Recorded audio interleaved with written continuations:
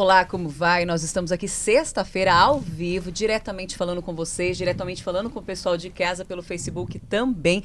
E é importante ressaltar que hoje nós damos um start mesmo em vários debates, porque vocês pediram, nós começamos com a questão da segurança, e vocês pediram que a gente falasse mais, né, dos temas atuais, problemas que vocês podem discutir diretamente com a gente, trazendo especialistas, com certeza. E hoje o tema é fake news. Esse assunto que está tão em voga, tanta gente falando, mas ainda tem muitas dúvidas, por isso que nós temos nossos especialistas que eu já apresento para vocês. Vocês já sabem também que esse post pode ser compartilhado, tá? Vocês compartilham ele, marca a hashtag Eu Quero, que vocês vão concorrer a um par de ingressos para o Cinema Cinemark. Tudo que nós fazemos aqui também é para abraçar vocês, é para trazer essa qualidade e esse divertimento. E só que o sorteio, o registro vai ser segunda-feira, tá bom? Fica aqui nos comentários. Eu vou começar apresentando do meu lado direito, diretamente aqui, o meu diretor de redação do Diário do Grande ABC e jornalista, claro, com certeza, Evaldo Novellini. Muito obrigada pela presença.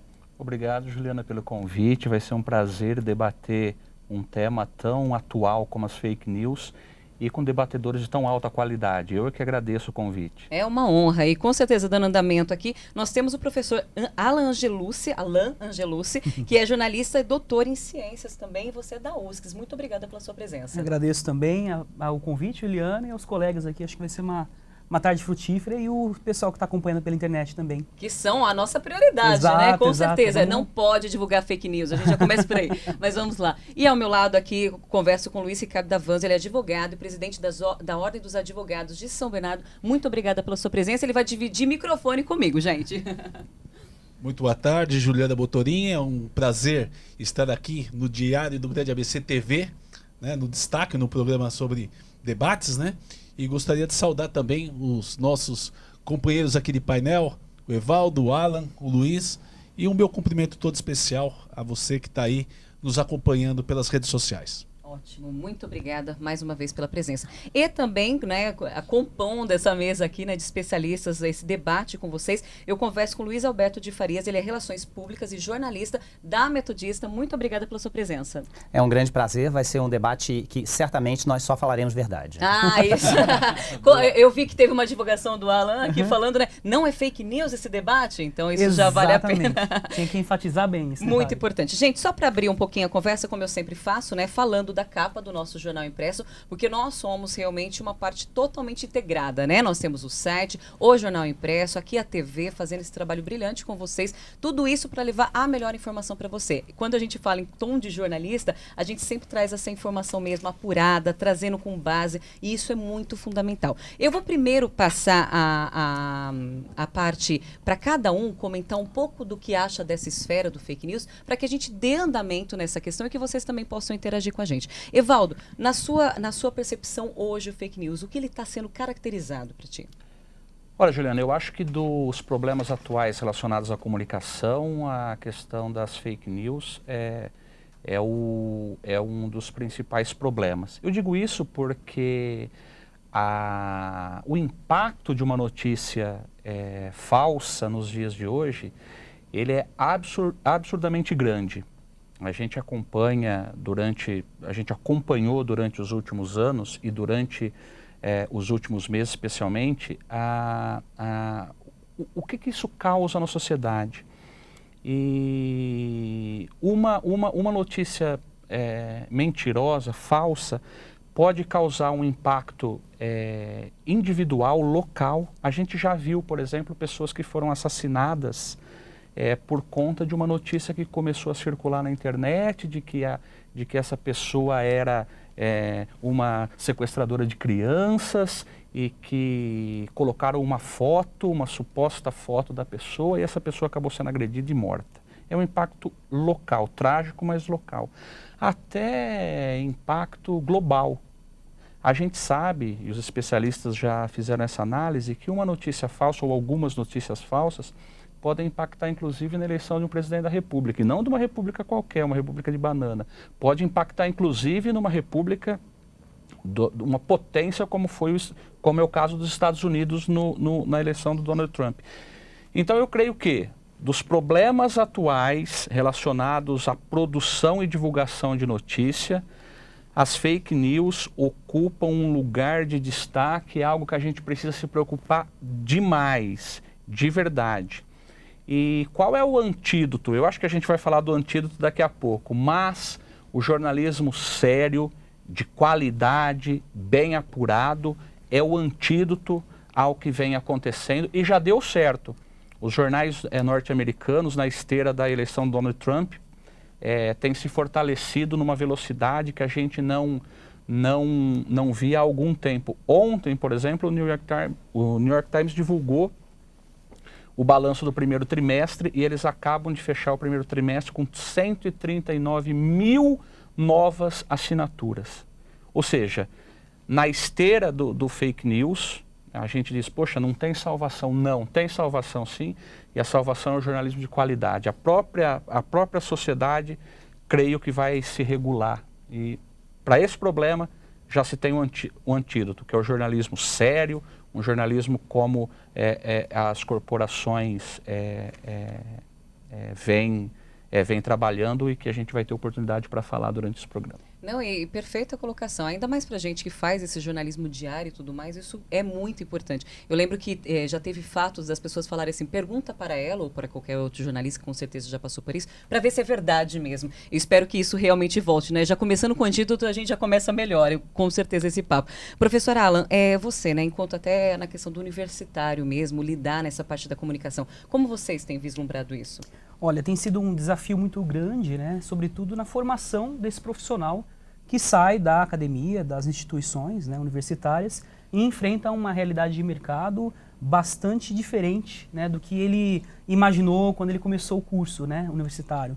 Então, hoje em dia, ele sai da faculdade enfrentando desafios bastante contemporâneos, né, enfrentando dificuldades desde produção de notícias, com a digitalização dos processos. Então, como é falar com esse público que agora está nas redes sociais, que está interagindo, que tem que consumir um conteúdo interativo, interessante, que engaja, que é gamificado, ou seja, que é lúdico ao mesmo tempo, né? Desde essas questões de produção e de diálogo com o próprio leitor, usuário, né? Até essas questões contemporâneas que estão muito ligadas, e aí já dando um pouco da deixa do que eu gostaria de explorar um pouco mais da minha fala ao longo dessa nossa conversa, desse nosso bate-papo, que é a ideia de algoritmização da vida, né? Hoje em dia, os algoritmos estão tomando conta de processos que a princípio estavam mais ligados às indústrias, ao desenvolvimento de uma indústria. A gente fala muito de indústria hoje 4.0, né? Mas está chegando claramente a questão cultural do dia a dia das pessoas, da vida das pessoas, interferindo nos pensamentos, nas formas de refletir sobre a vida, né? As trocas sociais. Como bem disse o nosso colega aqui, né, a gente teve uma interferência significativa na política, por exemplo, norte-americana, nas discussões sobre o Brexit no Reino Unido e tantas outras questões que passam desapercebidas, né? Então, acho que são desafios importantes, função de nós como docentes e dos alunos também, como membros de uma sociedade, estarem atentos a esses aspectos e trazer o debate, levar o debate, que isso é importante. A gente não pode ocultar um problema, colocar debaixo do tapete e achar que ele vai se resolver sozinho. Jamais. Se depender da gente aqui do GBC TV, a gente não vai deixar nada debaixo do tapete. A gente vamos conversar sobre tudo. Aliás, tem várias temáticas de outros debates que a gente vai falando ao longo da semana para vocês, que vai ser muito importante contar com a sua participação. Aliás, eu já quero agradecer todas as pessoas que estão escrevendo aqui. Eu já vou falar o nome de vocês, agradeço de coração, tá? Só para dar andamento e agradecendo também por ter a UFSCS aqui presente, a Metodista também, que isso é muito importante, porque os alunos dessas escolas, além de serem nossos estagiários, né, nós temos aqui também, né, Evaldo, contar com a presença desses alunos aqui em nossa redação, mas é muito importante saber que vocês levem essa informação verdadeira para outros. Eu só vou pedir uma licença, em vez de seguir aqui a sequência, só para a gente ir nessa parte de comunicação e depois voltar para vir para a questão do direito. Luiz, me trate também, você enquanto professor, enquanto docente, nessa realidade que vocês vivem, acabou de me falar um pouquinho de media training, me fala o seu panorama, por gentileza. Olha, eu costumo dizer que fake news é alguma coisa tão antiga quanto o ser humano. Afinal de contas, à medida que nós temos interesses de divergir em relação a um determinado ponto, você pode buscar uma estratégia, que é uma estratégia obviamente não ética, mas de você construir uma para-realidade. Isso existiu desde sempre, só que hoje talvez nós tenhamos uma indústria, uma linha de produção, profissionais indubitavelmente qualificados e inteligentes, capacitados a construir notícias que vão tergiversar sobre a realidade. Eu costumo dizer que mais preocupante do que haver fake news é alguma coisa que você disse no início, né? É a disseminação disso, é o grande risco. Afinal de contas, a internet de modo geral, e como o Alan falou muito bem, né? Nós acabamos tendo um descontrole sobre as nossas relações, porque elas são algoritmizadas, são numerificadas e nós nos tornamos elementos que fazemos parte de hubs dos quais nós próprios não controlamos. Nós estamos em clusters que nós próprios não controlamos. Então, a minha grande preocupação são os endossos às cegas. A internet, ela é um espaço não verdadeiro, é um espaço verossímil, e é um espaço em que a projeção do ideal acaba fazendo com que nós não reconheçamos a verdade ou não questionemos. E aí, já me antecipando, eu acredito que certamente o jornalismo sério, o jornalismo qualificado ajudam nisso, mas acima de tudo a educação, para que, como eu sempre digo para os meus alunos, né, duvidem sempre. Jamais tenham certeza. A certeza é um grande risco e a capacidade de nós não verificarmos uma informação a ponto de disseminarmos uma história não verdadeira. Perfeito. É outra colocação ótima, né? A gente vai entrar um pouquinho depois nos quesitos, né? Nesses ditos que o senhor falou de palavras também para a gente ressaltar ao público e voltamos também na questão do algoritmos, que é muito importante a gente salientar isso, até porque a indústria 4.0, as pessoas ouvem se falar muito também, mas também não sabem qual é a realidade disso. Então é importante a gente salientar. Agora, como tudo existe, como tudo direito precisa estar presente realmente, eu quero que você me fale também desse cenário, como tem chegado esse tipo de notícia para vocês, como vocês têm lidado com essa questão também, Luiz. Obrigado, Juliana.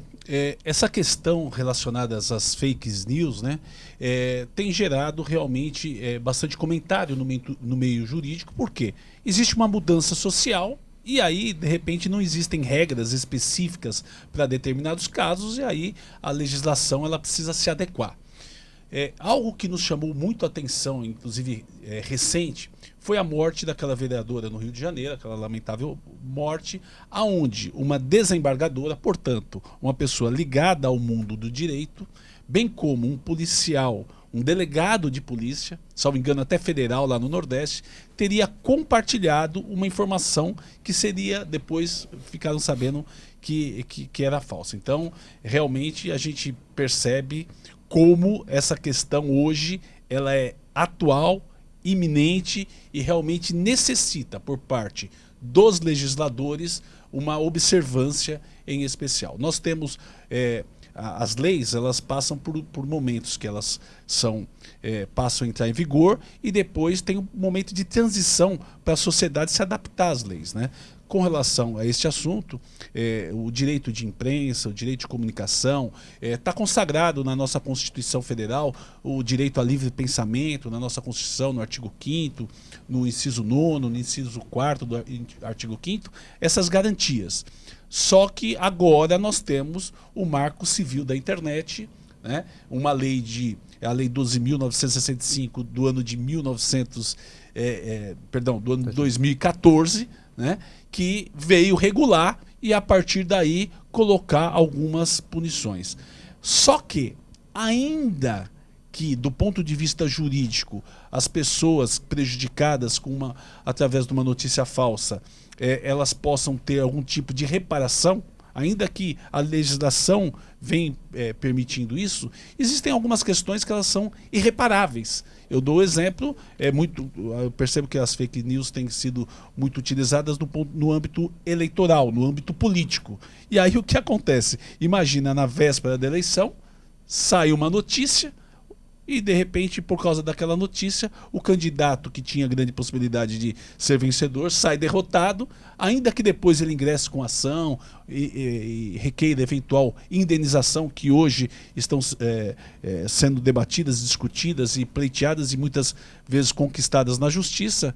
Elas ainda existe a lei para proteger, mas essa reparação ela não supre, né, todo o mal que uma fake news pode causar.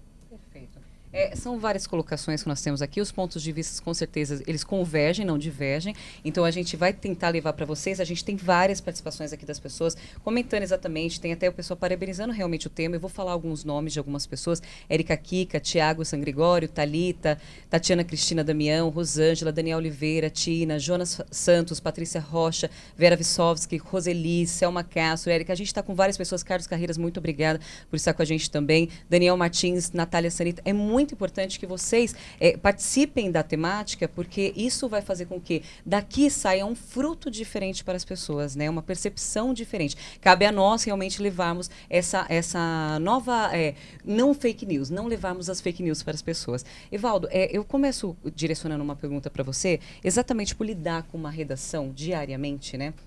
Que vem as notícias, elas são aparadas, vem a plantação da notícia, né? Eu falo que não vem a notícia, porque notícia é dada por nós. A notícia é nossa, não é da pessoa que planta a notícia. Como é conduzido isso na redação? É importante que as pessoas de casa saibam. Sem dúvida, Juliana. Eu fico bastante, ou um pouco mais tranquilo, quando ouço um professor como o professor Luiz Alberto acabou de dizer aqui, sobre uma orientação, alerta que ele dá aos alunos dele, de que desconfiem sempre. Eu, quando fazia a faculdade de comunicação, no século passado, esse alerta os professores já nos davam. Tomem cuidado, desconfiem de tudo. Eu acho que esse alerta é ainda mais valioso no dia de hoje, porque, diferentemente do século passado, quando eu me formei, existem maneiras diferentes das notícias chegarem até a redação. Você tem razão, Juliana. Na minha época, quando eu comecei a trabalhar no jornal, se recebiam informações por meio de telefonemas, ou o sujeito ia até a redação, batia na porta, ou então mandava até uma carta. É um negócio que existia antes. Googlem aí, vocês vão saber o que era uma carta que chegava nos jornais. Hoje em dia não. Hoje em dia as redes sociais são responsáveis pela maior parte das demandas entregues à redação. E a gente corre um risco extremamente grande, porque no afã, na necessidade dos processos industriais de se colocar um jornal todo dia na rua, a gente tende a flexibilizar os mecanismos de controle. Isso é extremamente preocupante. Então é preciso que, além dos profissionais chegarem das faculdades, já com esse alerta em mente, de que desconfiem de tudo, inclusive do que você esteja vendo na internet. Vocês têm que desconfiar, o profissional tem que desconfiar de tudo, principalmente do emissor menos qualificado. Olha, não tem nenhum demérito quando eu digo uma fonte menos qualificada. Eu estou dizendo menos qualificada no sentido prático da palavra. Hoje em dia todo mundo é emissor. Existem as pessoas que de fato querem plantar uma notícia no jornal, e é muito fácil você desconfiar das razões que levaram aquela pessoa a trazer uma notícia, do que você desconfiar daquele seu amigo, que você sabe, pô, não tem interesse nenhum, ele deve estar falando isso porque é o que ele pensa, eu vou investigar isso. Mas talvez ali esteja uma fonte. Porque o Dr. Davanzo acabou de mencionar que não são apenas as pessoas com menos formação acadêmica que divulgam fake news. Essa desgraça é tão sedutora que até uma pessoa que chegou ao cargo de desembargador, portanto deve ter, creio eu, que tem uma bagagem cultural bastante ampla, ela é vítima dessa maldição. Ela também propaga a maldição. E eu não creio que as pessoas divulgam uma notícia falsa apenas por estarem mal intencionadas. Às vezes elas estão de boa fé.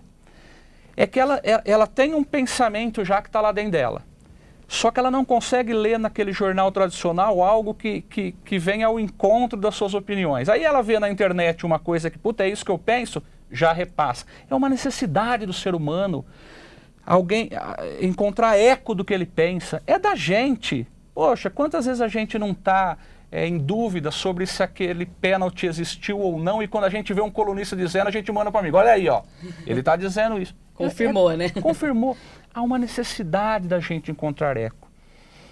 Então, Juliana, esse processo de popularização de emissores, dos canais que a gente usa para receber informações, tem de nos tornar ainda mais alertas sobre a desconfiança. Será que isso é verdade? E na dúvida, não divulgar.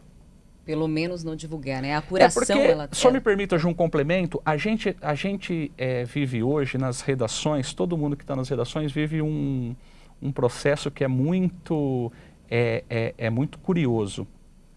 Antigamente, a gente não tinha isso, mas com a internet, a propagação dessas fake news, a gente tem bastante.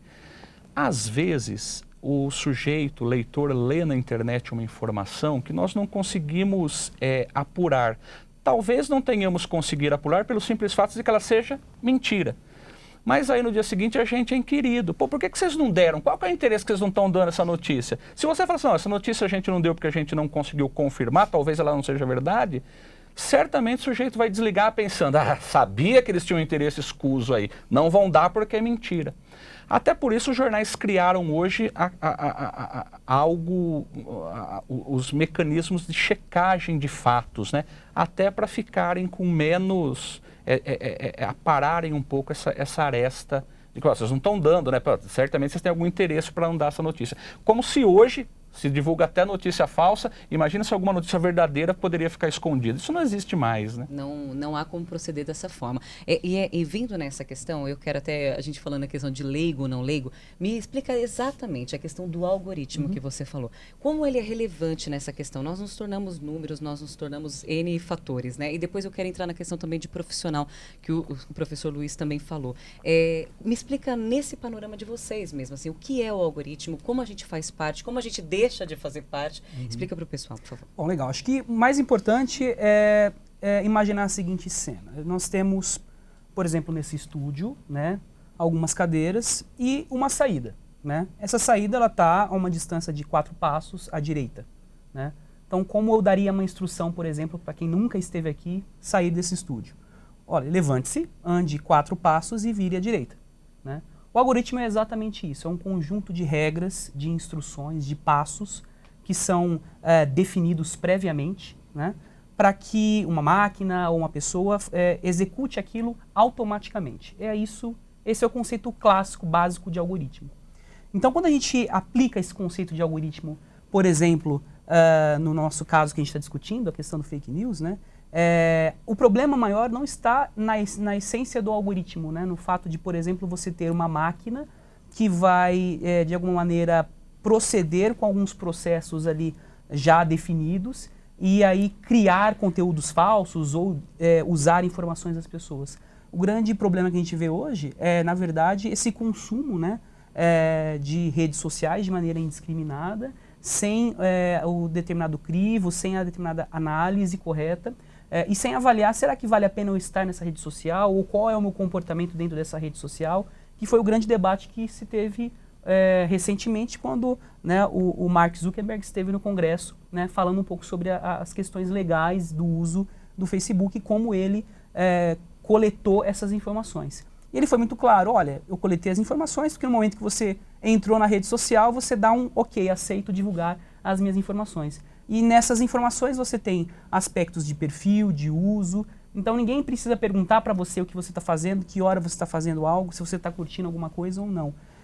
Esse conjunto de informações, meu, seu e de milhões de pessoas, forma o que a gente chama de Big Data, né? Esse conjunto massivo de dados que estão aí disponíveis pelas redes de internet. E aí que está o grande problema. Porque se você tem, de repente, uma enorme base de dados disponíveis, né?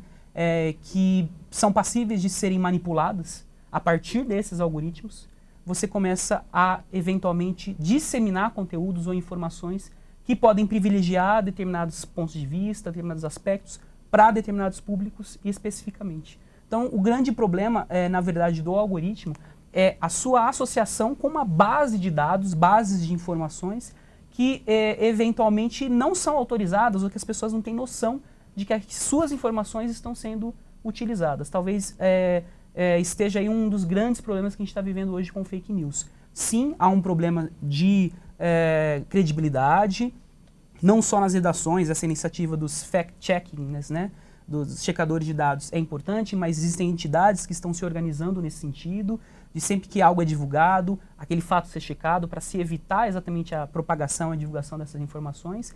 Mas existe um problema para além disso, né? Quando uma informação ela já é divulgada, ela já está circulando por um número enorme de usuários que você não tem controle. É o que a gente chama de algoritmo caixa preta. Você tem acesso àquele algoritmo, você sabe como ele funciona. Às vezes a gente discute tanto a questão da transparência, né? Não, isso tem que estar transparente para todo mundo, o funcionamento desse algoritmo, como que ele vai impactar ou não na divulgação de uma notícia falsa. Mas se, por exemplo, o Facebook abre para todos o seu algoritmo, você vai conseguir ler aqueles dados que estão codificados em linguagem de programação para dizer se aquilo está ético ou não dentro das normas que a sociedade hoje vive, né? A realidade que a sociedade vive. Então acho que existem esses problemas que nós temos que atacar antes, né? Claro que sim, é importante a gente formar pessoas com capacidades, habilidades e competências para ter esse critério de avaliação, checagem, identificar se aquilo pode ser verdade ou não. Claro que é importante a gente sempre se assegurar a formar profissionais que estejam preocupados em acolher informações e checar essas informações antes de divulgá-las, mas antes disso, vivemos numa realidade que nos coloca diante de um turbilhão de informações, né? Não só produzidas por profissionais habilitados, mas, como bem ele disse, né, por pessoas comuns que têm seus celulares hoje na mão. Hoje no Brasil temos quase 97% da população com celulares, então é quase um celular por habitante. Então qualquer um hoje tem o poder de filmar alguma coisa, de divulgar alguma informação. Mas qual é a motivação por trás dessa pessoa em divulgar essa informação? Se a gente pensa, por exemplo, em aplicativos como o Waze, né, que é tão importante hoje em dia, a gente para e pensa, né, como que eu vivi sem o Waze até hoje, né? Para viajar, ou enfim, encontrar endereço. E claro que existem falhas, usuários mal intencionados do Waze e colocam informações equivocadas, mas é muito raro, é muito difícil aquela informação ser colocada, porque existe uma motivação de uma ajuda colaborativa. Todos estão ali mobilizados para que aquele aplicativo funcione. E por que no caso da notícia isso não acontece? Acho que a gente tem que também observar esses aspectos culturais que estão por trás desses processos. Na fala do professor, a gente nota muito essa questão da tecnologia, né? A evidência que existe. Quando ele fala de, será que isso aqui está autorizado ou não, vem logo minha cabeça na questão do direito. É como um contrato, né? Assinou, leu. Né? Eu acho que isso para o advogado, eu acho que é um dos principais assuntos a serem conversados. Isso tem mudado também, porque a gente vê, doutor Davanço, que a gente teve a questão da Carolina Dickmann, quando teve a questão do Marco, era uma notícia verdadeira, mas também não era para ter sido divulgada. Então, assim, tem N fatores. Há mudanças nesse critério ou é uma mudança cultural mesmo da própria pessoa em analisar como isso está sendo, ou para as empresas? Porque o Facebook, por exemplo, acaba sofrendo essa questão, mas ele acaba apresentando N maneiras. Se você escrever uma máquina de lavar lá, depois você vai receber a semana inteira anúncios de máquina de lavar. Então, a gente precisa entender se a empresa precisa mudar, é o cultural da pessoa que precisa ter essa autorização ou não. Como está isso no direito para vocês? Existem novas regras? Sim. No caso, desse caso aí, há necessidade de adaptação, de transformação e fazer uma cultura, e por isso a importância, e eu parabenizo o Juliano Botorin, que já é o destaque aí na nossa coluna social do Diário Grande ABC, mas também aqui no Diário Grande ABC TV, de trazer esse assunto tão importante em debate. Na nossa subseção da Ordem dos Advogados do Brasil, de São Bernardo do Campo, nós temos a Comissão de Direito Digital e Compliance, e tem sido presidida pelo Dr. Tiago Lino, que tem sido uma comissão assim bastante atuante, com vários membros, que é algo bastante atual. Nós temos, inclusive, como representante desse assunto no âmbito nacional da Ordem dos Advogados do Brasil, um brilhante advogado aqui de Santo André, que é o Dr. Marcos Cabelo. Também ele é especialista na área de direito digital, porque esses assuntos, cada dia mais, eles acabam sendo requisitados. Os advogados são procurados para a solução dessas questões. Então, eu entendo que não é só, né, a questão, é o receptor, é o transmissor, está relacionada à cultura das empresas. Eu acho que essa cultura, essa mudança, essa transformação, esse novo momento que nós estamos vivendo é uma necessidade em geral, né? Maior demonstração disso é que as pessoas costumam, foi falado aqui pelo Evaldo, né, Novellini, o nosso diretor, que as pessoas acabam às vezes compartilhando, dando um like numa informação que muitas vezes expressa o sentimento dela, né, como algo prazeroso. Olha, eu penso assim, portanto, eu vou compartilhar. Eu tenho, por exemplo, com relação à prisão em segunda instância, eu sou contrário que a prisão seja automática em segunda instância, mas eu escrevi uma matéria e coloquei o título, que se prende o Lula. E no texto eu estava dizendo, ó, mas que respeite primeiro devido processo legal, ampla defesa, o contraditório, o trânsito em julgado, a presunção de inocência. Só que o que aconteceu? Muitas pessoas leram o título e já vieram me criticando. Quer dizer, as pessoas não passam por um filtro, né? Então há necessidade de que todas as pessoas que recebem alguma informação, elas façam um filtro do que elas raciocinem, porque se nós utilizarmos a nossa mente, eu costumo sempre dar o seguinte exemplo. Se eu pergunto para uma pessoa quanto é 5 vezes 5, ela imediatamente responde 25, porque ela está no subconsciente, gravou, aprendemos a tabuada até o 10 na faculdade. Mas se eu pergunto 17 vezes 17, ela precisa usar o consciente, ela vai conseguir ter a resposta, mas a resposta não é automática. Então, o que eu vejo realmente que precisa haver uma mudança conceitual em toda a sociedade, em todos os níveis, é de não fazer uma repetição automática, haver um filtro para poder fazer a retransmissão da notícia. Perfeito. Luiz Alberto, agora na questão de profissionais, quando o senhor citou isso, a gente vê que realmente tem profissionais trabalhando em prol dessa disseminação. E quando você me coloca um título desse, o título realmente é um chamariz, por isso ele é o título, ele precisa chamar a pessoa para ler. E nós somos educados a isso também enquanto jornalistas, né? Mas nós estamos falando de profissionais, para chamar a atenção para uma matéria. Como é lidar com essa questão de profissionais enquanto professor mesmo numa faculdade que precisa ensinar aos alunos essa nova virtude, fazer corretamente, não buscar coisas ruins, e ver também que existem profissionais que fazem isso, que estão gabaritados também para fazer esse assunto. Como é a sua percepção, como é a sua passada para eles? Eu vou começar a minha fala resgatando uma coisa que o Evaldo disse, né? Esse aspecto de você buscar o reforço daquilo que você acredita ou daquilo que você deseja. Há uma dificuldade muito grande de se consolidar a alteridade, de se colocar no lugar do outro. Tem um amigo meu que diz que quem não aprendeu a jogar xadrez na infância não será uma pessoa boa no futuro. E eu brinco com ele, eu digo, puxa, eu só jogava dama quando eu era criança, só aprendi xadrez quando adulto. Mas o fato é que se colocar no lugar do outro, ter essa ideia da responsabilidade, de que qualquer coisa que você disse, bem lembrado pelo Evaldo, já houve até mesmo sacrifícios humanos e a suicídios aos montes em relação a esse tipo de situação. Ou seja, nós disseminamos sem termos a ideia da alteridade de colocação no lugar do outro. Então, esse é um primeiro problema que gera aspectos políticos, econômicos e muitos pessoais. Então, tudo isso está nessa esteira. O outro aspecto importante é que, a partir do final do ano passado, indo também para a questão legal, a legislação alterou e permitiu o impulsionamento das campanhas políticas nas redes sociais. Então, o impulsionamento, que é alguma coisa que já é feito por empresas, por pessoas, vai também poder ser feito no ambiente político. Então, se existe uma esteira na qual se colocam notícias que não são notícias absolutamente não acreditáveis, então dá para acreditar naquelas notícias, por mais que algumas sejam até duvidosas, e algumas talvez estejam mais no campo até da piada do que da verdade, mas quando você quer acreditar, você acredita que uma piada seja verdade, e você a consolida e dissemina. O caso bem lembrado pelo nosso colega Davanzo é muito bom, o caso da Marielle. Houve uma esteira gigantesca de notícias falsas sendo colocadas, de imagens sendo colocadas. E quando você tem uma predisposição favorável em acreditar naquilo, você olhará e verá o que você quiser a partir dos seus óculos internos, dos seus óculos sociais, óculos culturais. Então, essa é uma situação bastante complexa. Então, eu entendo que a responsabilidade sem dúvida alguma, da imprensa consolidada, que tem uma responsabilidade e um peso sobre verificação, sobre realmente checar os fatos, é um processo, faz parte do protocolo, mas ao mesmo tempo é uma responsabilidade de cada um de nós, porque afinal de contas, quando eu pergunto para as pessoas assim, você é um influenciador, ou como se falaria hoje, um influencer, e a pessoa fala assim, não sei, quantas pessoas você precisa ter para ser um influenciador? Uma influenciada.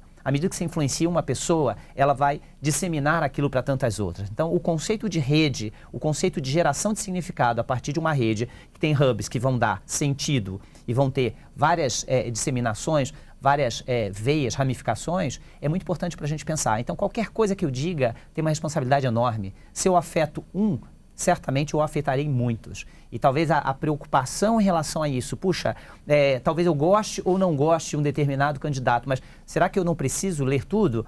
E, ao contrário, desde os anos 1920 existe um conceito que é a falta de apetite informacional. Tinha um pesquisador que falava sobre opinião pública que dizia que nós temos falta de apetite. Então a gente quer mínimas informações e, ao mesmo tempo, nós temos um volume, uma obesidade informacional agigantada. Então tem tanta coisa e nós queremos saber tudo em tantas telas abertas simultaneamente que talvez nós saibamos muito pouco sobre cada uma delas. Consequentemente, nós sejamos grandes disseminadores de coisas absolutamente vazias. Essa é uma realidade vivida realmente, porque a gente consegue saber de vários assuntos e de quase nenhum se a gente não aprofundar. Isso a gente observa corriqueiramente. Ah, não, eu li, ah, não, eu ouvi em algum lugar, mas a gente não leu nada, consequentemente, tudo para a gente saber o que é para ser falado. Isso é algo a ser observado e ser passado para as próximas gerações. Se não tudo, pelo menos o mínimo, né? Pelo menos o lead, tão famoso nosso, que é onde foi, quem foi, e por aí, né? E por aí vai. Evaldo, a gente vive uma realidade que as pessoas falam do jornal impresso, né? Vamos comemorar 60 anos, dia 11 de maio. É com grande carinho, né? Com grande amor. Muito obrigada por vocês mesmo, assim. O Diário tem se consolidado muito nessa questão de estar próximo das pessoas, porque é isso que faz a diferença, né? Nós estamos no Grande ABC, nós representamos o Grande ABC e queremos que aqui a nossa região seja realmente cada vez mais forte. Para isso que o Diário cada vez se fortifica mais. Nós temos duas realidades, uma questão da tecnologia, da internet, mediatismo, e o jornal impresso trazendo aquele algo mais avaliado, mais escrito. Como é lidar com esse dia a dia da redação e fugindo dessas fake news, né, que tem essa correria toda? Olha, hoje em dia, as empresas que estão obtendo mais sucesso na comunicação não são...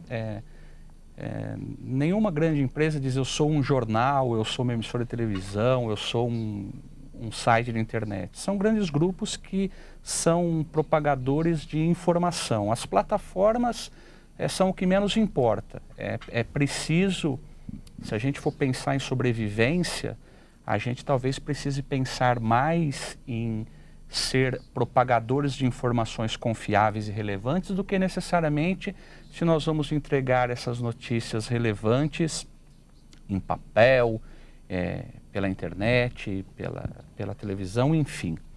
Então, isso é um desafio. Então, o primeiro passo é esse.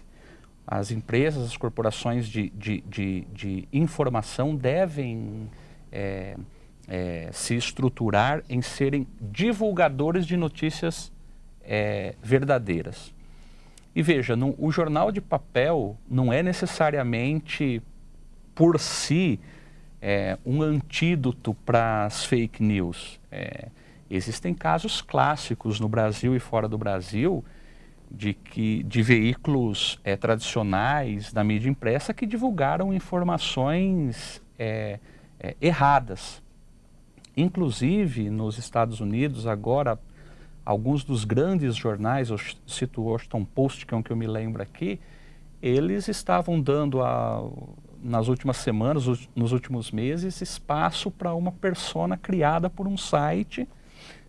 Esse site criou uma persona e os jornalistas enviavam perguntas, ele respondia por e-mail e, na verdade, essa personagem que embasou tantas matérias no jornal tradicional de papel, como o Washington Post, era, na verdade, uma persona criada por uma empresa. Portanto, os jornais de papel, não é tudo que você lê no jornal de papel que é necessariamente verdade. É por isso que eu retomo o que falou o professor Luiz Alberto, de que desconfiem de tudo, inclusive do jornal que você está lendo. Quanto menos o jornal te der motivos para desconfiar, mais credibilidade ele vai ter. É basicamente isso. Como se constrói uma grande credibilidade, não no papel, mas numa corporação? Como é que ela fala, como é que ela expõe os seus próprios problemas? Eu me lembro que um grande jornal americano publicou durante um tempo algumas matérias com fontes inventadas. um jornalista mal intencionado, em busca de fama, inventou uma personagem. Os mecanismos de checagem desse jornal não conseguiu identificar que era uma informação falsa e fez inúmeras matérias. Mas esse mesmo jornal gastou muito mais páginas mostrando para os leitores que eles tinham errado e que eles estavam aprimorando os mecanismos de controle para que esses episódios não voltassem a ocorrer.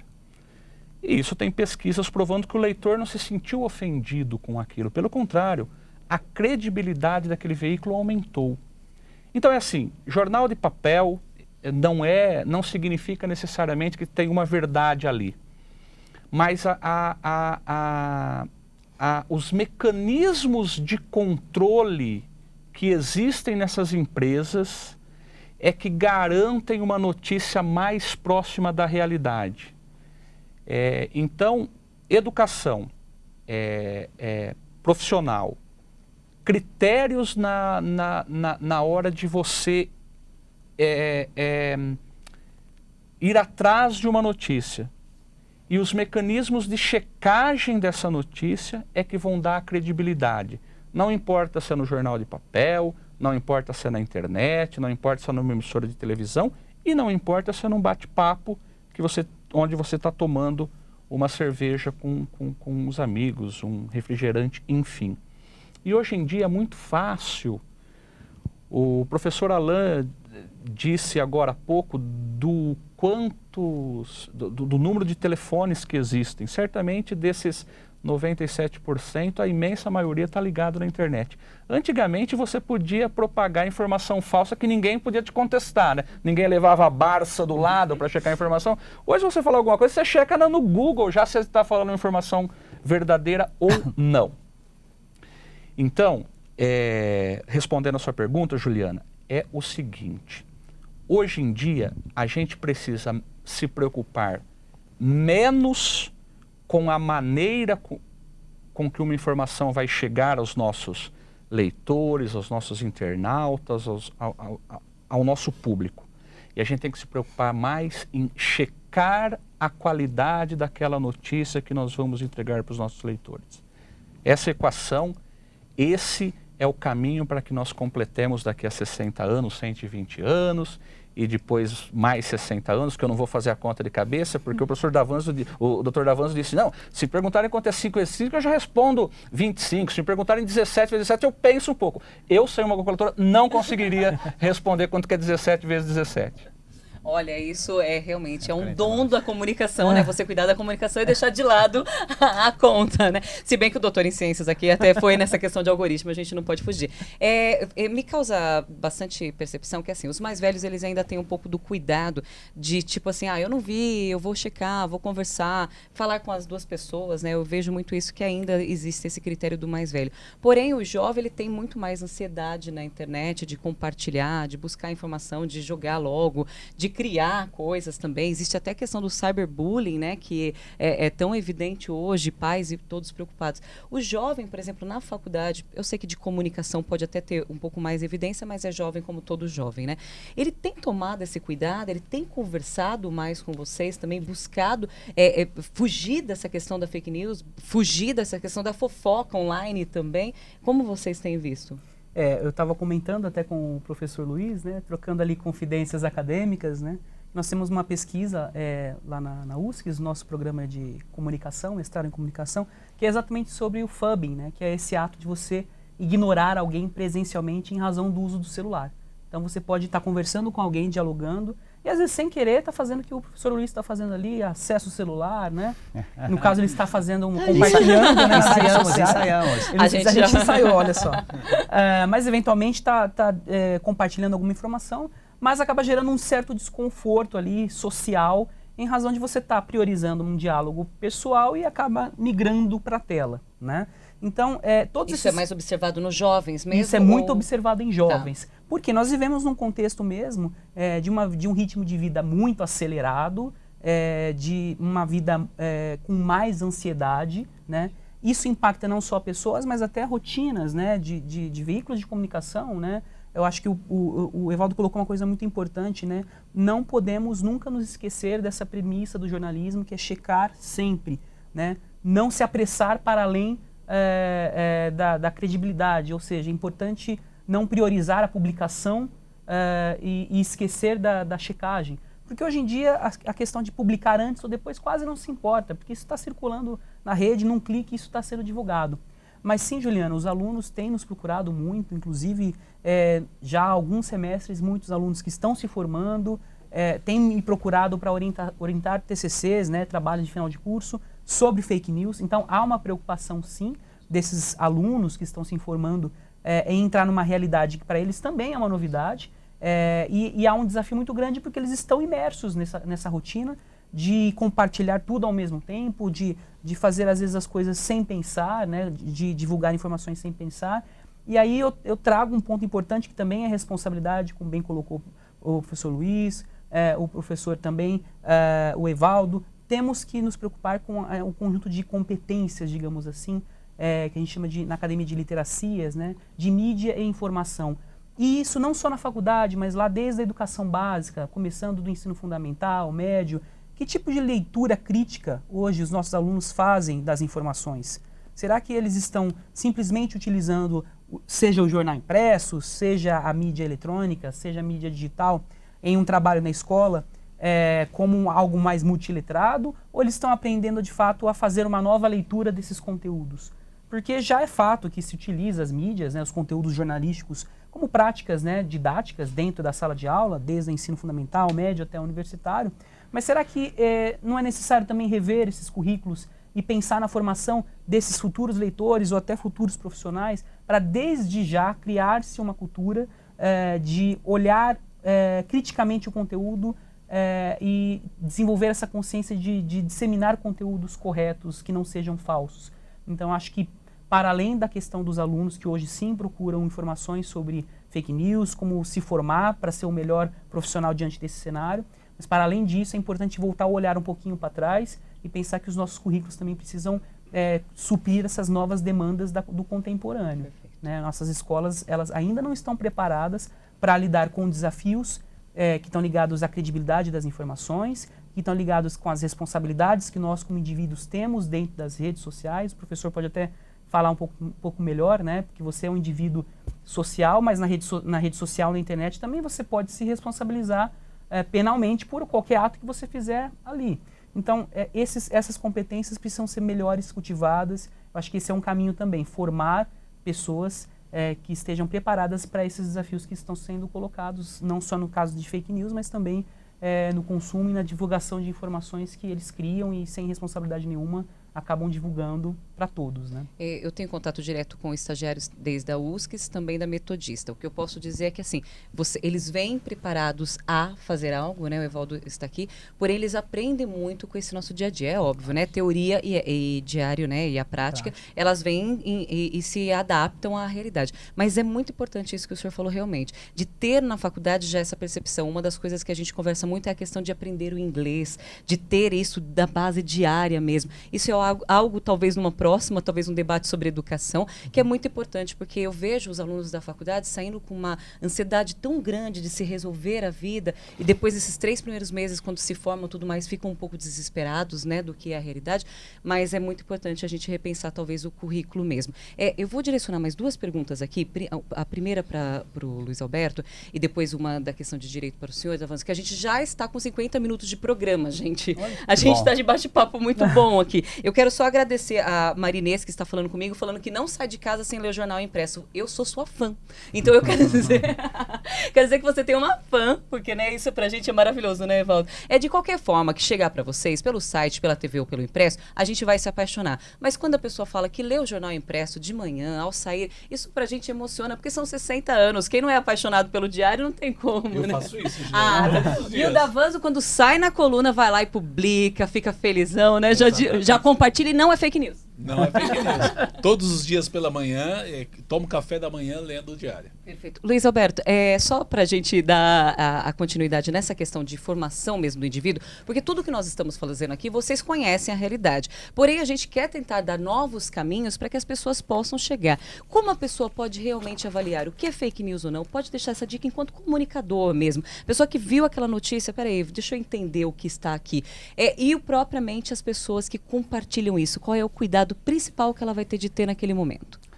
Olha, Juliana, uma preocupação que nós temos lá na Universidade Metodista de São Paulo, tanto na graduação quanto na pós-graduação, é alguma coisa que o Alan falou muito bem, a ideia da competência, né? Então, a crítica é uma competência e é muito importante que nós tenhamos essa distância entre o que é verdadeiro e o que não é verdadeiro.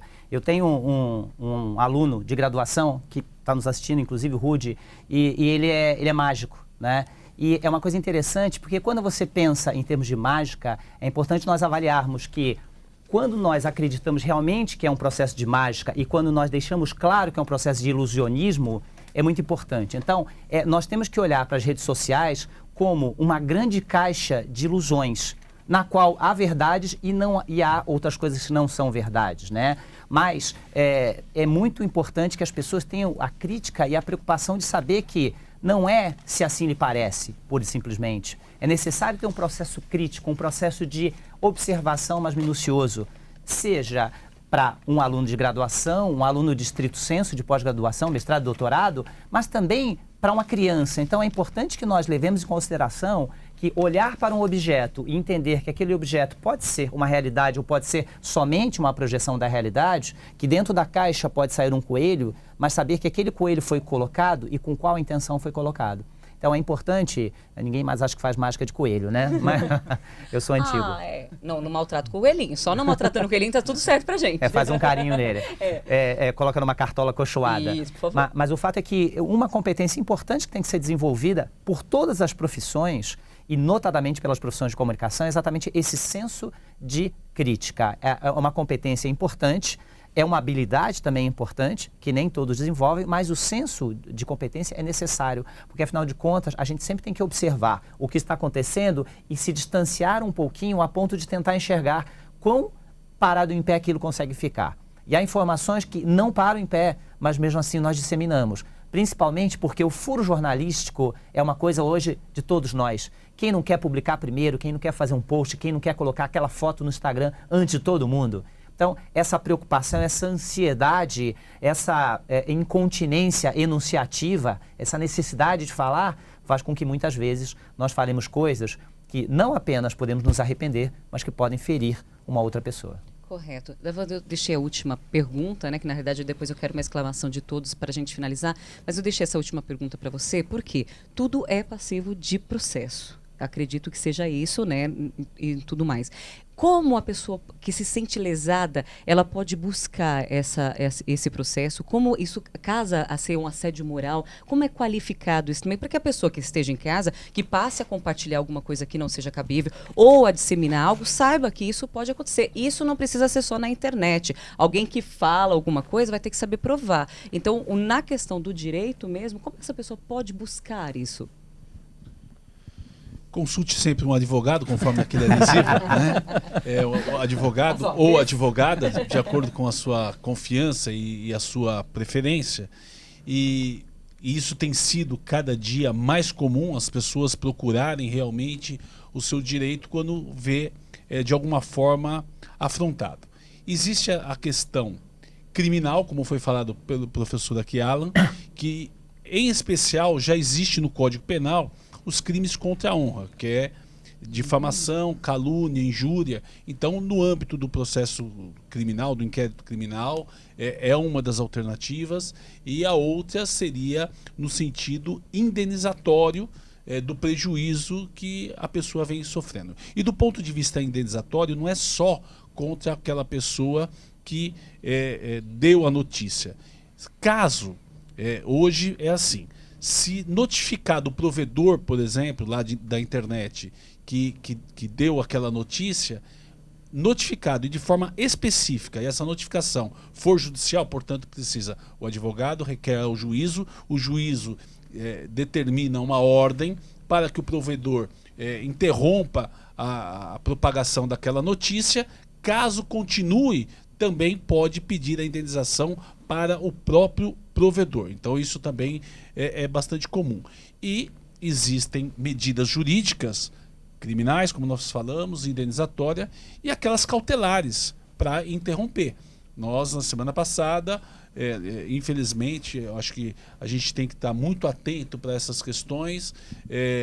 Eu não vou citar nome, questão de ética, claro, mas nós fomos procurados por uma jovem que se relacionou, se apaixonou, vamos filmar, vamos tirar algumas fotos, e aí essa pessoa acabou, a hora que ela falou, olha, não é você que eu quero, não gosto de você, ele falou, ó, eu vou te expor, e aí a partir daí acabou enviando fotos e vídeos para algumas pessoas, ainda não, esse caso não está na rede, então cabe ao profissional do direito, desde que a parte, porque a justiça ela é inerte, ela precisa ser provocada, portanto, quem estiver sofrendo a perseguição, algum tipo de ameaça, contrata um advogado para entrar com uma medida, com uma tutela antecipada, para que cesse imediatamente aquele constrangimento que está sendo passado e também para que não ocorram constrangimentos futuros.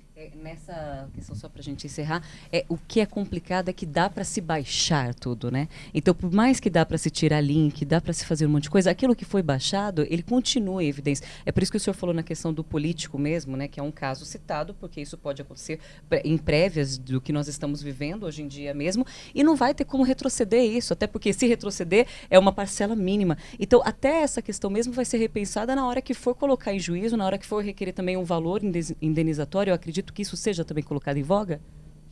Sim, com certeza, Juliana. E vamos supor, essa questão de baixar, nós podemos também requerer ao juiz o mandado de busca e apreensão de smartphones, de tablets, de notebooks. É rastreável, é possível se rastrear. Inclusive, do ponto de vista... É o algoritmo. Isso. Entendi. Olha, o algoritmo para o bem. É o algoritmo do bem. Sim, o algoritmo Inclusive, rastreável não só pelo IP, né, da máquina, mas também hoje através do Wi-Fi, né, das redes. Por exemplo, se uma pessoa, de repente, ela está sendo investigada, ela fala, não fui eu, mas no Facebook ela compartilhou uma foto que ela estava nesse feriado, acabamos de passar o feriado do Dia do Trabalho, no Nordeste, dá para se identificar que foi transmitido através de uma rede Wi-Fi do Nordeste, e, portanto, poder punir também. Então, é o tal negócio. A tecnologia avança e ela acaba sendo utilizada para o mal, mas a tecnologia também, muitas vezes, é uma isca, é uma rede, é uma presa através da qual a pessoa que está mal intencionada, ela pode ser pega, inclusive presa, e a tendência, inclusive, das punições em todos os sentidos para caráter pedagógico, tanto na área civil como na penal, e de medidas protetivas com relação a essas pessoas, é cada vez ser mais rigorosa. Isso é ótimo, porque na realidade, assim, tudo que a gente faz na internet é digital realmente, está lá nossa digital, né? Então já dá para saber que os nossos rastros estão lá. Mas uma coisa é verdade também, aquilo que faz pelo bem, quem não é mal intencionado, não vai ter problema na internet, não vai ter problema pessoalmente, no trabalho, não vai ter problema nem na família. Essa que é a grande verdade também, o limite do outro vai bem na fake news, vai bem nos processos diários. Evaldo, eu vou deixar para você, vou passar um pouquinho a palavra para cada um para finalizar, pessoal de casa. Muito obrigada pela companhia mesmo, mas nós vamos ter também uma extensão desse debate de fake news, dia 26 de maio, às 9h30, vai ser na Universidade Municipal de São Caetano do Sul, na USCS, né? Auditório Campus Barcelona, Avenida Goiás 3400, bairro Barcelona. Nós vamos contar com alguns especialistas, é isso mesmo, Evaldo? Você quer salientar para mim, por favor? É isso mesmo, Juliana. Nós vamos realizar agora, no dia 26 de maio, na verdade... Sábado, né? Isso, é um sábado. Na verdade, são 2 eventos. No dia 19 de maio, um sábado antes desse dia 26, a gente já começa com o mesmo seminário numa outra cidade. A gente está fazendo isso em parceria com outro jornal chamado Diário de Suzano, numa outra região aqui próxima à nossa.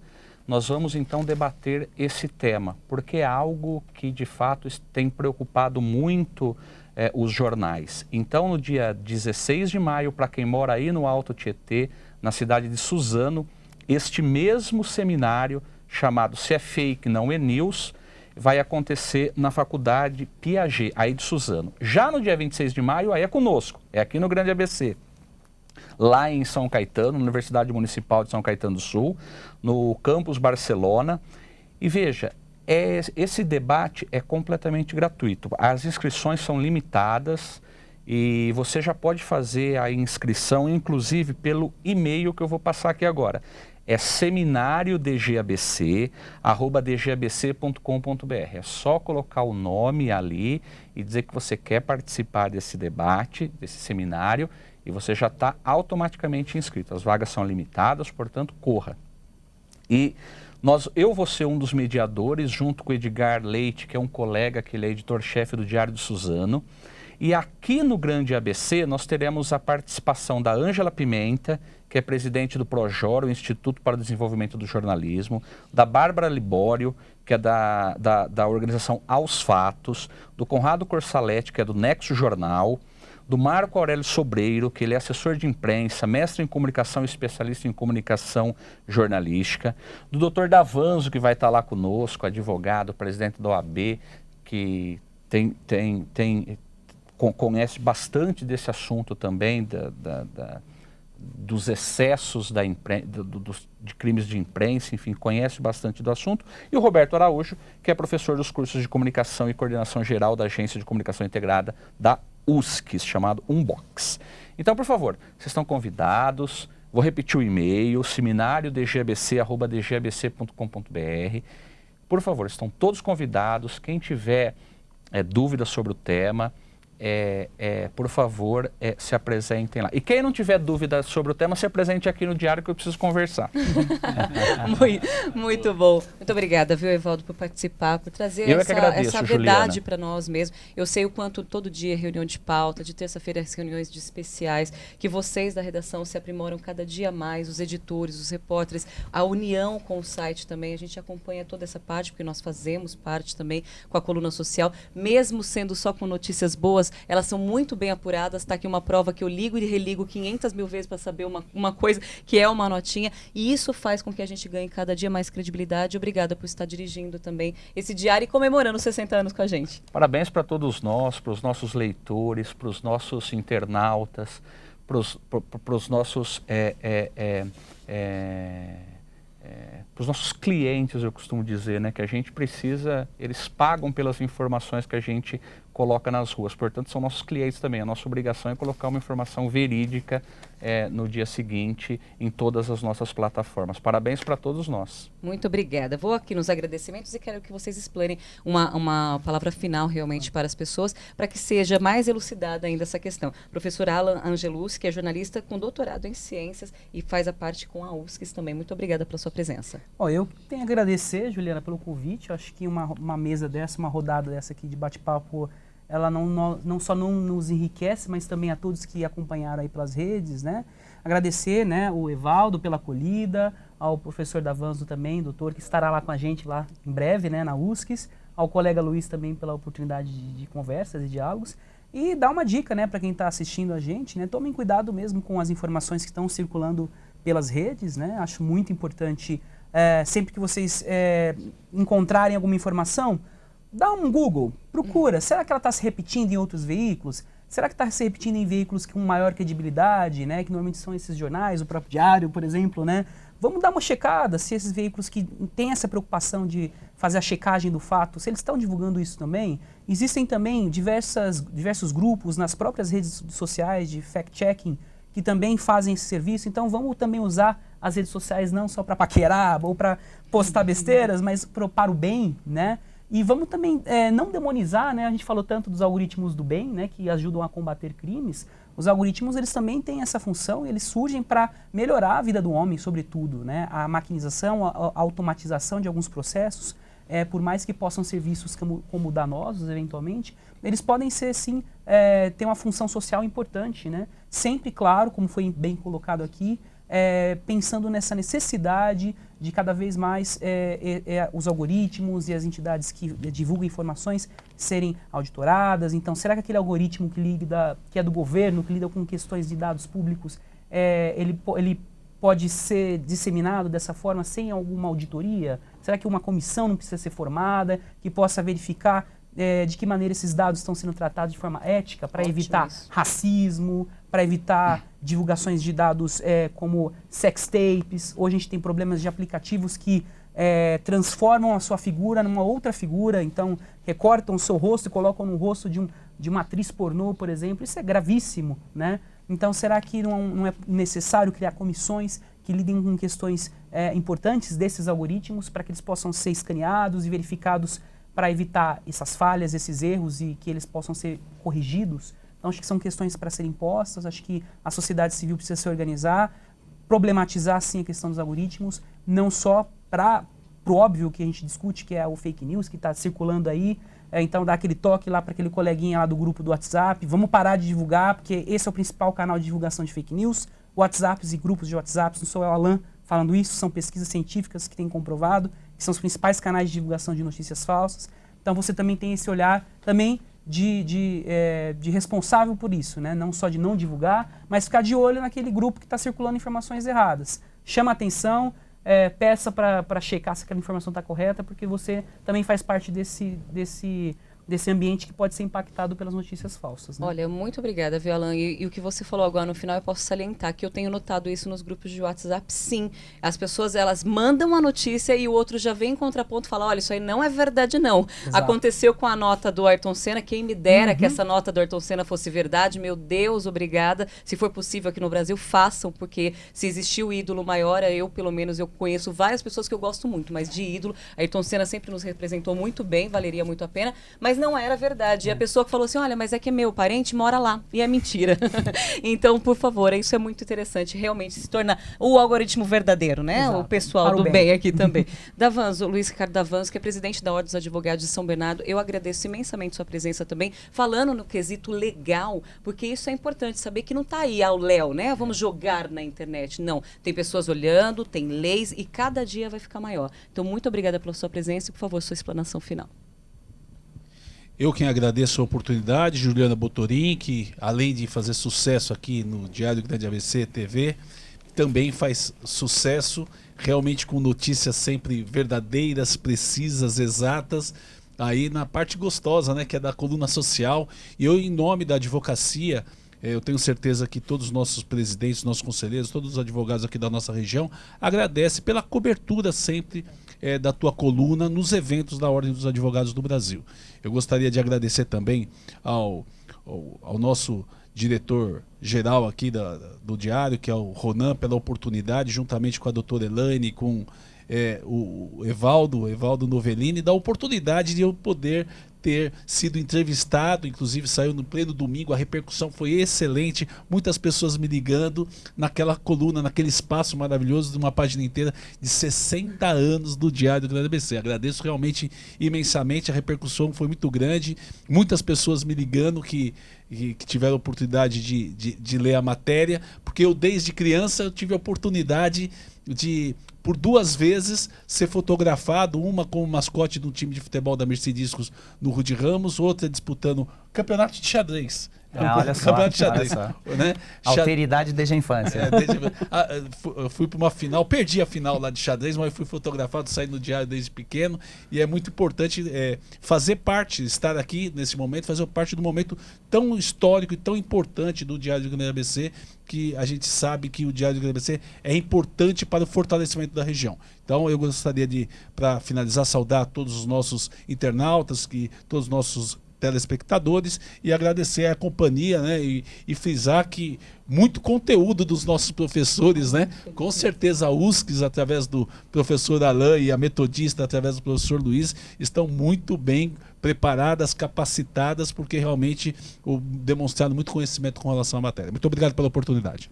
Eu agradeço imensamente o elogio, eu estendo para toda a equipe, porque eu falo que fazer uma coluna social, trazendo essa parte do beneficente que vocês fazem muito, porque não é só festa, né? As pessoas veem a gente só vestidinho, mas não sabem que a gente entra cedo para trabalhar, entendeu? Mas tudo bem, não tem problema, isso aí está no nosso coração, não é fake news.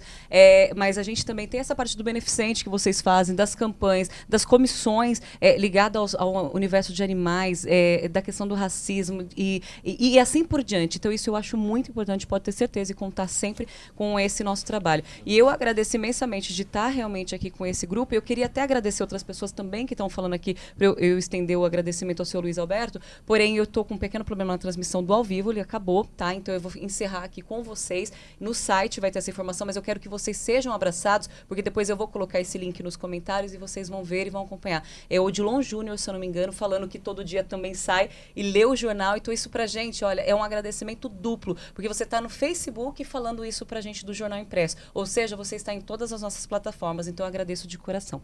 Luiz Alberto de Faria, é isso? Farias.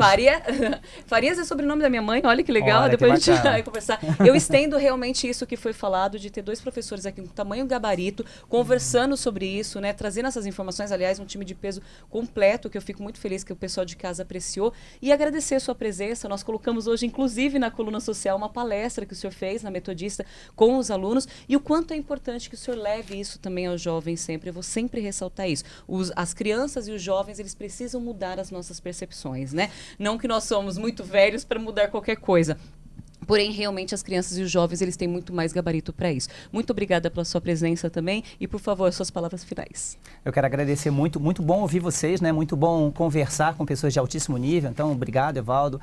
Alan, um querido amigo, querido parceiro aí de academia, da Vanzo, muito bom te ouvir. Juliana, um prazer te conhecer e estar aqui com vocês. E eu tenho algumas coisas importantes que eu acho que a gente não pode esquecer, que sem jornalismo não existe sociedade. Sem um jornalismo sério, um jornalismo que questione, que conteste, que duvide sempre. Afinal de contas, o jornalismo é, acima de tudo, duvidar. Senão, nós não ouviríamos tantas fontes. Então, eu quero parabenizar o Diário do Grande ABC, porque, afinal de contas, 60 anos é uma vida e tanto, né? É uma contribuição e tanto. E nós sabemos as diversas crises que a comunicação, os veículos de comunicação passam nas últimas décadas, todos os tempos, né? Então, parabéns por vocês estarem de pé e fazendo um trabalho tão sério. E é importante a gente lembrar que as redes sociais sempre existiram, mas talvez hoje elas tenham um potencial de disseminação justamente pelas redes sociais serem digitais, por elas estarem intrinsecamente vinculadas ao nosso dia a dia. E talvez nós nunca tenhamos vivido um momento de tanta intolerância quanto hoje. Então talvez nós precisemos exatamente isso, usar as redes para potencializar aquilo que há de bom nessas redes, a capacidade de ajudar as pessoas, a capacidade de esclarecer, a capacidade de aproximar. Então, talvez nós precisemos ressemantizar essas redes e entender que rede é para aproximar, é para gerar nós positivos e não para gerar dissonância e disputa. Então, sejamos bastante críticos, bastante responsáveis e façamos desse espaço uma grande oportunidade de nós dialogarmos. Nossa, incrível. Todas as palavras de vocês, as finais, tudo que vocês conversaram aqui, eu sou muito grata realmente. Evaldo, a gente pode comemorar também que nós vamos ter um suplemento especial na sexta-feira, né? Falando do nosso aniversário de 60 anos, contando várias histórias. Só dá uma pitadinha aí pro pessoal pra gente encerrar, não vou perder esse momento. Na próxima sexta-feira a gente vai estar comemorando 60 anos, né? No dia 11 de maio, é o dia do nosso aniversário. E nós estamos preparando aí um suplemento bastante especial, onde nós vamos recontar a história dessa empresa de comunicação, que hoje é muito mais do que um jornal de papel. É também o nosso site, é também essa emissora de televisão pela web, é também uma série de programas sociais que estão espalhados pelas 7 cidades, é um instituto de pesquisa, é uma empresa que promove debates e seminários aqui e fora daqui. Então é um grupo que tem se consolidado, tem se expandido, e eu costumo dizer que em 2018 não é mais possível você se preocupar apenas em divulgar notícias. Você também precisa ser protagonista dessa história. Eu acho que o jornalismo, o sério, ele ainda tem... Quer dizer, o jornalismo sério não, né? Só tem um jornalismo. O jornalismo ainda é um grande responsável por mudar cenários, para mudar realidades. Então, na sexta-feira, junto com o seu Diário do Grande ABC, vai ter aí um suplemento em que você vai ficar sabendo da nossa história desde que nós circulamos a nossa primeira edição, lá no dia 11 de maio de 1958, até chegar aqui em 2018. 60 anos de história em 60 páginas.